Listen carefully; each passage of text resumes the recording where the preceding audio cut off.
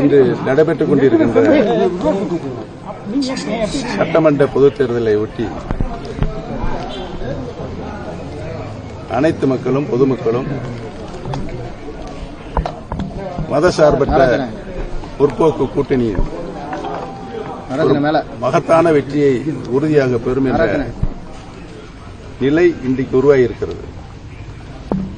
கடந்த 5 ஆண்டு காலம் ஒரு சிறப்பான ஆட்சியை நாட்டு மக்களுக்கு மாண்புமிகு முதலமைச்சரை அவர்கள் தந்ததின் அடிப்படையில் அனைத்து மக்களும் மீண்டும்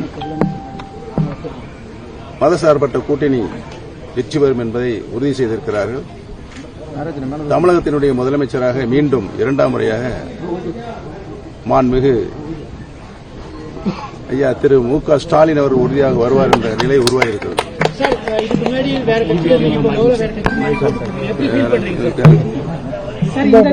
ஏற்கனவே நீ கேட்ட பதில் சொல்லிட்டேன். சரி, இந்த தேர்தலில் முதல் முறையா தமிழக வெற்றி கழகம் களம் காண்பது அவங்களுடைய வருகை எப்படி இருக்குன்னு நினைக்கிறீங்க?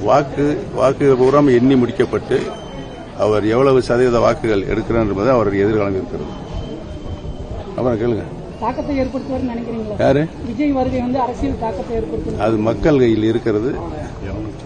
மக்கள் என்ன முடிவு எடுக்கிறார்கள் என்பதை நீங்கள் எல்லாம் 4ஆம் தேதி தான் தெரியும். ஆனால் உறுதியாக மதசார்பற்ற முற்போக்கு கூட்டணி 200க்கும் மேற்பட்ட இடங்களில் உறுதியாக வெற்றி பெறும் என்பதை தெரிவித்துள்ளது. தேனி மாவட்டத்தில் இருக்கின்ற 4 தொகுதிகளிலும் நான் உள்பட 4 தொகுதிகளிலும் மதசார்பற்ற முற்போக்கு கூட்டணி உறுதியாக மாபெரும் வெற்றி பெறும் என்பதை தெரிவித்துள்ளது.